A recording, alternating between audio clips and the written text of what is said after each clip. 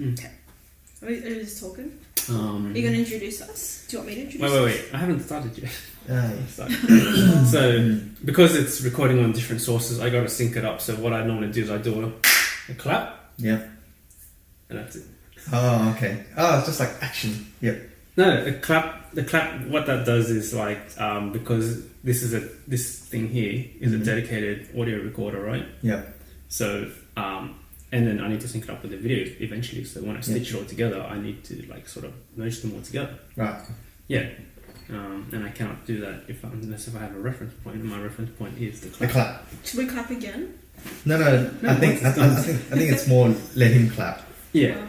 Yeah. Yeah. Well, Unless if you want to clap. that takes out the fun out of it. Oh. Unless if you want to clap, you can clap. Would it confuse you if we started clapping randomly? Kind of. It sounds kind of fun, Kev. Please don't do that. Let's clap differently and then go. Don't do that. No. But can't make it too easy. yeah. No, but I guess we can get started. Thanks for joining me on my second podcast. Yeah. Yep. So on Friday, the first one that I did it with Paul and Nathan. In terms of content, I found that to be like a pretty good success. Mm-hmm. I thought that I'm not sure if you guys seen it in detail, but basically we touched on a subject called the safe path. Yep. In terms of career, money, and decisions and that kind of stuff. And I think both Paul and Nathan had some really good insight.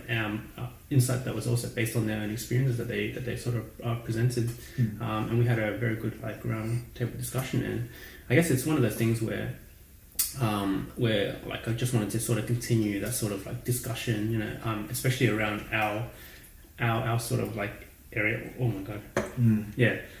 Especially around like the southwestern area in particular. So for this particular session, I had one topic in mind that I presented to you guys yesterday, but Kev here, he sprung a very interesting topic this morning to me, and that sort of changed the trajectory of this podcast session. I don't suppose you want to sort of mention what it is? Well, you were talking about the subject of the cost of living in Sydney, so I brought up the topic about more of the cost of smashed avos. So it's a topic that's been talked about a lot on the mainstream media, more around, why would you want to pay someone extra money to ruin a good avocado? So to enjoy your breakfast and to Instagram that as well, like, hey, look, someone ruined my perfectly good avocado and I paid more for it. You get click. Yeah. Now, smashed avocado is often compared to the rising housing market in Sydney as well. So I think there's something called what's it called? Avoconomics. Avoconomics, isn't that a real name? Avoconomics. Yeah. No. Okay. Yeah, it's called Avoconomics. So then a lot of financial advisors are like, so which one would you prefer, a mortgage or your weekly smashed avocado? Yeah. It's smashed avocado seems to have been a thing or something that rolls off of people's tongues. Like I would say in the last couple of years. Like I think that there was like in previous years, if we think about it, like I know that one year that everyone got crazy about those jars that you drink, like those milk and those desserts out of. That was like 1 year. I think that was like probably about 2014 or so. And then it became like the smashed avocado era, and I think that one had a bit more longevity. It was more of a hipster trend. Well, like I guess, like in terms of the more upbeat sort of trendier areas, I think that was where it first sort of started, and then looking at it now, looking at our local area, the places where we grew up on, I think that we've seen like a large number of cafes and breakfast houses and stuff. They've started like introducing smashed avocados into their menus. Like it just seems to be now that it's the go-to sort of dish, on that what you would get on a Saturday morning.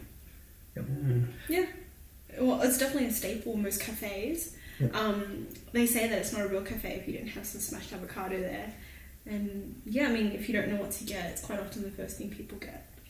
Yes, I guess the question I'm wondering is then, is that part of the cost of living now? Is it particularly in Sydney? Because I don't think it's, particularly in where we live. It's generally around, or Melbourne definitely, because I know they have a really good culture down there as well. So is it really particular to Sydney? I mean, does that explain the cost of living in Sydney? Yeah. It's a funny one. It's a interesting one. Like, it's kind of funny where, like, I know that for income earners, that are earning like around like the average, or like below the average and stuff like that, they still sort of feel, or like from what I feel is like some people may feel a need to still have these like smashed avocados, for breakfast. Like, and the reason for that is like one is like it's also to feel good about yourself, possibly, despite of the cost factor. Two is like, I don't know where it came from, but I think having a smashed avocado is probably seen as a sign of success for some funny reason. And it's delicious. Yeah, it's so delicious. Yummy, yeah. Right? And it's healthy. Yep. Yeah. Ticks all those boxes. Yeah. I don't usually put smashed avocados. So what? Do you eat smashed avocados? What do you eat? Huh? Bread. What do you eat? You mean sourdough? Yeah. Brioche? Is this because your wife takes all the smashed avocado? Yeah, and also I guess I'm not really into it, so I don't mind having it, but I wouldn't go out of my way to sort of order it on the side, for example. Yeah. So you go against the grain. Huh? Oh no. No, this means that Kev's really successful, because if we if we're looking at avoconomics, he would choose the property over smashed avo. Yep. Not really. Well, I probably more prefer, let's say, a nice, cup of coffee. So, Okay. Oh yeah. yeah. So, Also another Sydney thing, good coffee. Oh, good coffee. Yeah. Yep. Coffee, smashed avocados. Yeah. They go hand in hand together. And the whole trend in Sydney, especially when it comes to coffee, the whole culture itself is like relentless. Where like the coffee needs to be good, or else word spreads very fast, and you're basically not going to survive if you're running like a small business that offers these services. Yeah, I have to admit, like traveling around overseas as well, when it comes down to coffee, it's Sydney, or Australia in general, I think has it pretty down pat. Yeah. So, I haven't tried the drip coffees, the cold drip ones. yes. I don't know. So that's just I don't know if that's getting too fancy. That's why it's in summer. Oh, is So, it? yeah. But yeah, all those extra, what I call luxuries, right? So, does that weigh into the effect, that it costs so much to live in Sydney? Now, I know it really comes down to people's choices in terms of, what they value, and with their time and the money that they earn. Yeah, true. I mean, how much is smashed avo these days? I think on average it's $15 a pop. 15 to 25. Yep. Depending where you are. I think the highest I've ever seen could almost be $30, like $28. But I mean, that's with other accompaniments and sauces and stuff like that. But that's a lot when you think about it. Oh. Speaking of which, where is your favourite go-to place for a good old smashy avi? Yep, mine would have to be is it Circa in Parramatta? Circa Espresso, yes. Yeah, that's like my favourite. It's like the best smashed avocado I've ever had. Yeah, and the coffee is pretty good too, by the way. Yeah. No, but hands down, like the best avocado. Yeah. Like smashed avocado I've ever had. Yeah. I actually don't have one. You should definitely try this place. Like a coffee place, yeah.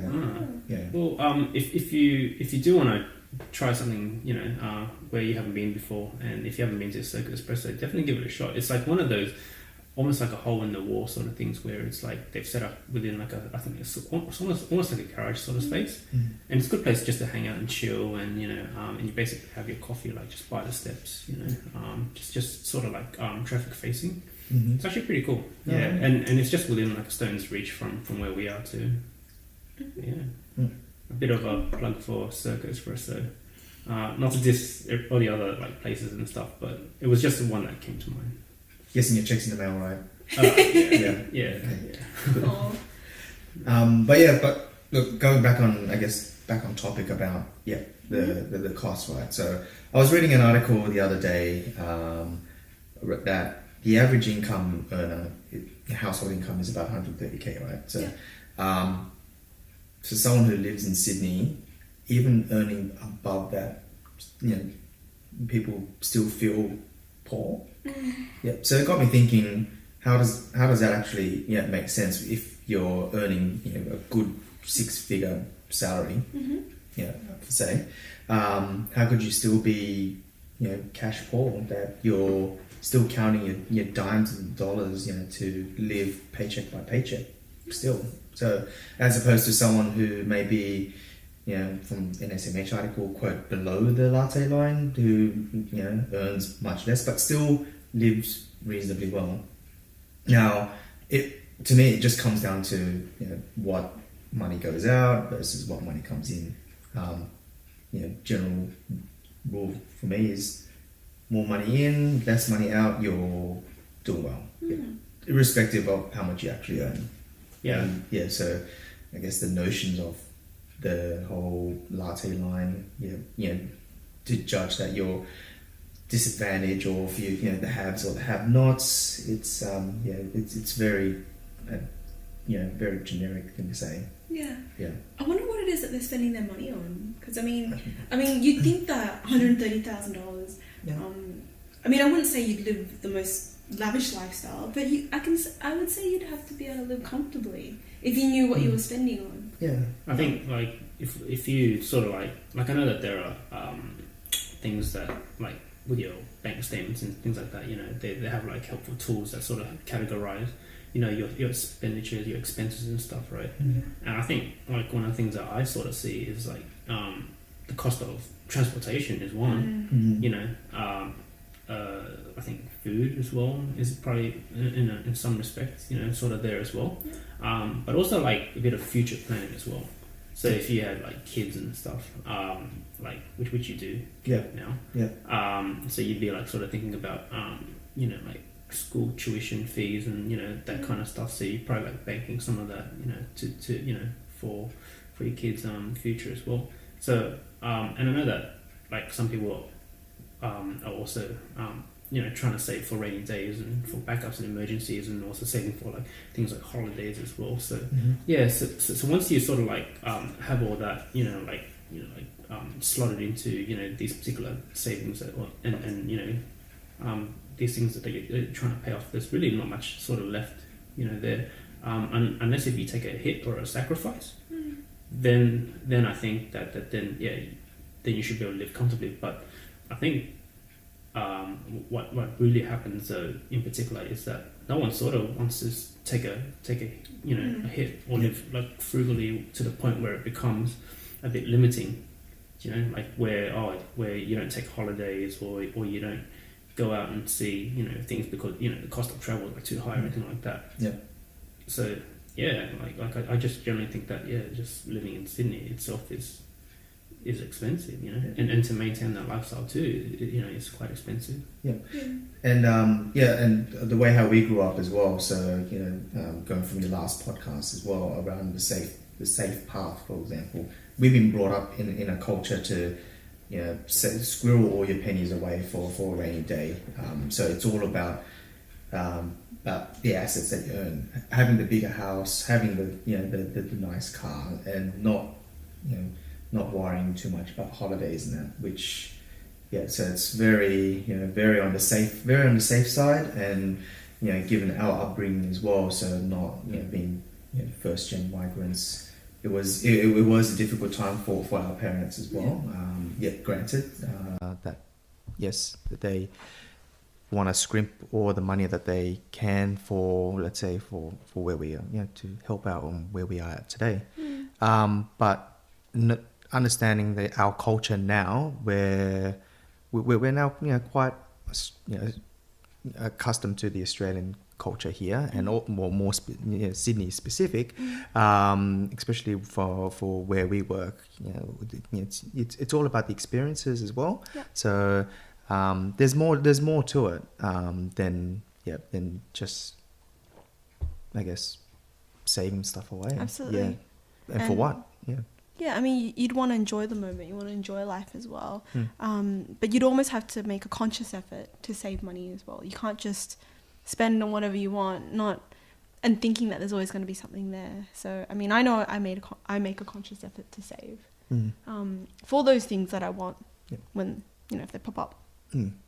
And I guess the cost of living in Sydney, there's got to be there's probably another driving reason behind it, and thinking about it a bit more, in terms of livability as well, it's actually quite a nice place to live. Again, moving around, no offense to like Melbourne or Brisbane or anything, so, but in coming back here to Sydney, the weather's generally okay, minus all the transportation woes that we have that's plastered all over the media. What it has to offer, it's pretty decent. So, and I can sort of see why that people want to actually live here despite the actual cost. Yeah, and the cost of living here in Sydney in general probably reflects that. Yeah, that's true. I mean, like I know that there are a handful of like people that do enjoy city life, so they would choose to live close to the city because it's close to all the amenities. They have everything within a stone's reach to them.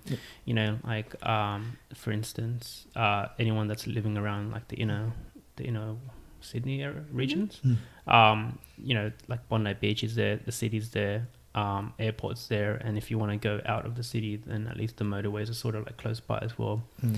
For those that sort of that don't want to like get caught up in the hustle and bustle, where they may go to is like they may probably just head towards the outer regions.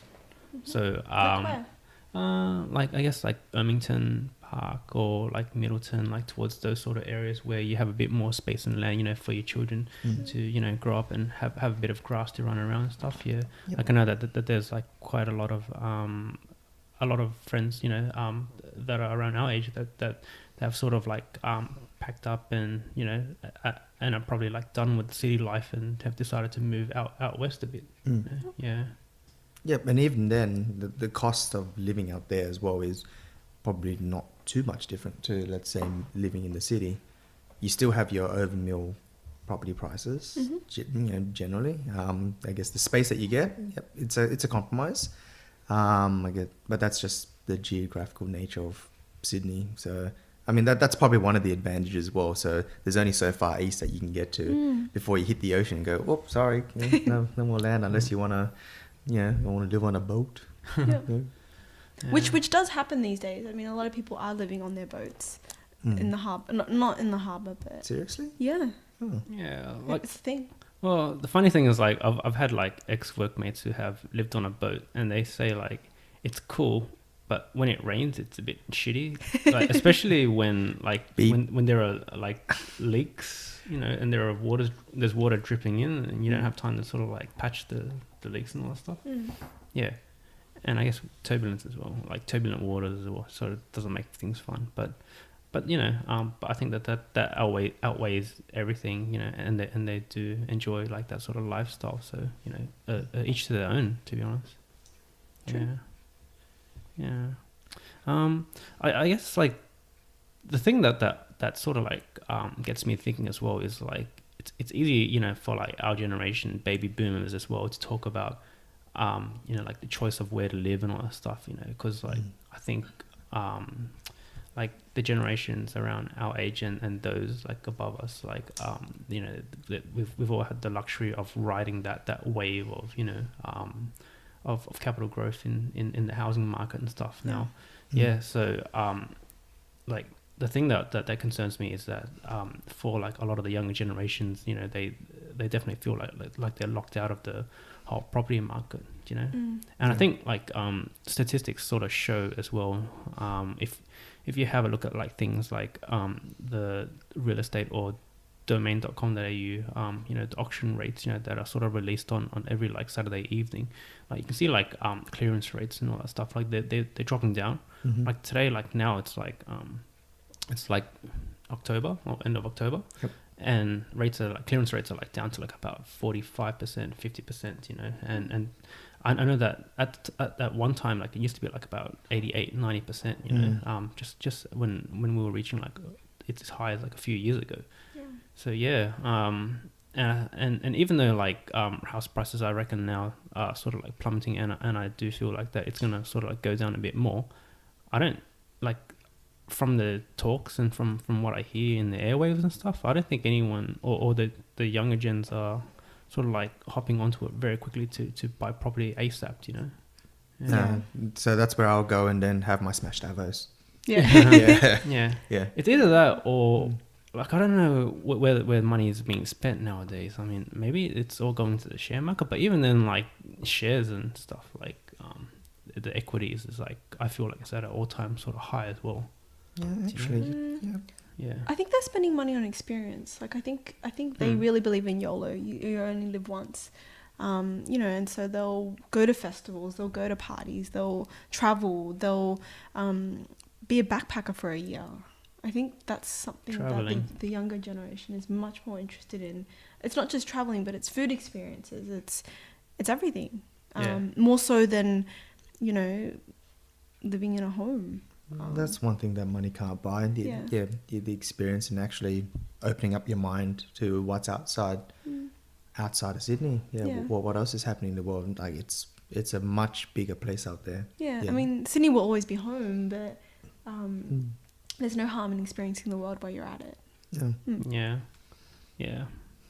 Perhaps like the mindset is that, well, if you're not experiencing life, then are you really living life, you know? And perhaps the notion of putting all your money into like a mortgage that, you know, that you may be able to reap the benefits of, not now, but, you know, later on in the future, is probably seen as like a bit of a dud sort of like goal or you know, aspiration, you know, for the young gents. Who knows? It might come back to that whole thing about instant gratification as well. You know, where you basically want that gratification now, rather than having to like wait like, you know, 15, 20 years, you know, to like service a loan and pay it off, you know. I mean, I have friends and workmates that are looking to buy, but they're hoping that the property market will go down just a little bit more before they get into it, because they know that once they're locked in, they're not going to be able to enjoy a lot of the things that they do already. So so no more smashed avos for them. You know, traveling, all that kind of stuff. Well, the cost of avos have calmed down, so I mean, they used to, I remember at not that long ago, I think they were like $5, $4-5 each. Now they're 2 for $3. Must be offsetting somewhere else. You know what, I reckon Flemington markets should do a bit of a aggressive sort of push in marketing towards the young gens. Like you can buy like a whole box of like avos for like a lot cheaper. And you can consume it every day. You gotta wake up early. You gotta get there at like 6-7 o'clock. Yeah, that is true. And you probably need to bring your own trolley as well, so and beat the traffic and it can be a bit of a nightmare actually. For a whole box of avocados. I mean, some people just only want 1 or 2. Yeah, you know what? Thinking about it, it's probably easier just to wake up late and just head to a cafe and just... I mean, it's all done for you, right? Because if you're going to do that, you may as well go to Costco as well, like, you know, buy it in bulk as well. I don't know if you guys remember this, but not too long ago, there were techniques on how to save money. And it was, if you reduce the number of coffees you have a week, this is how much you'll have by the end of the week, this is how much you'll have by the end of the month, etc. by the end of the year. Yes, I saw that as well at 7-Eleven, the commercial where they were saying that with their $1 coffees, you know, you could save like $2,600 or something a year, and you can get that holiday away. So, wait a minute. Hey, you can edit this out later, right? I might be able to pixel blur that out. Photoshop it. Yeah, all good. But along those lines, Time Magazine actually released a avocado on toast calculator. So you can plug in how much you're spending on avocado on toast and how much that would equate to by the end of the year. Really? Yeah, I can't believe that's a real thing. That's a real thing? Really? Yeah. Oh, that's... That's a spinner. Yeah. And you know that avocado on toast is a big thing if it starts appearing on merchandise and clothing. So I'm a sucker for that. So I actually have socks. What? What? Yep. And it's got toast and avocado holding hands. Oh, You see that? Wow. That's a real thing. Like, yeah. and look how cute they are. It's really good quality. If they're creating like merchandise based off of like smashed avocado, like Yeah. avocado on It's toast, a real yeah. thing. How cute is That's that? cute. Yeah. Yeah. Yeah. Like these were hard to get, so you know it's gonna be big if it appears on socks. I wonder what's going to be next on socks, like bubble tea. Yes. I would totally get those socks. Yep. But yeah. With coconut jelly. With what? No, No? well that's not very conventional. What about pearls? That. You don't like What the pearls? pearls, man? Wait, What wait. the pearls? I thought that is the bubble tea. Ah. Yeah. Oh yeah, true. That's the That is- bubble. that is the that bubbles. is the bubble in Yeah. the bubble tea. Like, you know what they call it in the States? They call it boba tea. Boba. Boba. Boba. I don't know if you've seen like Cobra Kai, but that's where the notion. Yeah, well, that's where they mention like boba tea. Boba. Nah, I'll stick to Easy Way. Easy if- way. If they're still around. Boba tea. Yeah. Easy way is getting into a bit of a, I don't know, a bit of a kerfuffle. I don't know about kerfuffle, but their presence isn't like sort of like being like they're not out there as much compared to like the other competitors. There's so many. There's just so much in that space They're now. all the same. Yeah. They're not. no, they're all they're not. different. They're I don't different. know. I'll just find my share tea or gong cha or cha time, whichever one. Yeah. Okay, so my Okay. favorite right now is Bengong tea in Burwood. I know I sound like I'm plugging a lot of places, but I found out about this place recently, and they have the best milk teas. Their pearls are very nice, soft, and chewy. I think you got your next topic for your next blog. Yeah, like I think the next topic is going to be all around like the foodie culture in Sydney. Yeah, like it's very strong. It's a very cool one to explore in detail, I would say. Yeah. Yeah, it's just like once again, like I am like a little bit concerned about younger gens, like especially like the millennials as well, where it's kind of strange or where like it's quite dangerous in the fact that in terms of like property wise and stuff, like they just don't really see that in their picture, like in their vision of things. But do they want to? Yeah, like it's just one of those funny things that it's been ingrained in our heads in our generation that you have to buy a house. Like once you get a career, once you get stable money, you have to buy a house. But yeah, I don't know, like amongst our circle of friends, like is that something that we tell our kids? Like we don't really sort of mention that anymore, do we? No. I mean, a lot of people prefer apartment living. It doesn't necessarily have to be a house anymore. Yeah. And some could be happy just renting. So Yeah. I'd say choose your own adventure. Yeah. Yeah, it's your life. Yep. Yeah. And a home's what you like, where you are and what you make it. So Yeah. you could be living out of a caravan, but if it's home, it's home. Yeah. And some people probably don't like the idea of being tied down to a bank, hold them to ransom for 30 years. Yep. Yeah. Yeah.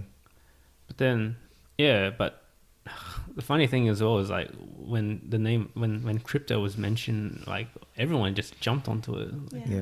yeah, that's the thing that confuses the crap out of me. Yep. Yeah. I'll dump some money onto it because it sounds cool. Yeah, or like like friends are doing it, or my dentist is doing it, or my taxi driver's doing it, or my Uber driver's Then doing it. it's wrong. Yeah, it just confuses the crap out of me. Like I just toss and turn in bed, just wondering what is going on. What do you dream at night? Dream Yeah. of Crypto. sheep. Oh. Crypto. I No dream way. of food. Like I'm not even lying. Like I dream about like Thai food. Why? What? What? Yeah. That's Yeah. But do you think about anything else? Just Thai food? Japanese food. Just food. Just food. Yeah, I dream Yep. of food. Or like sometimes I think about work. Like if I'm working really hard or late nights, I'll think about work. Yeah. Yeah.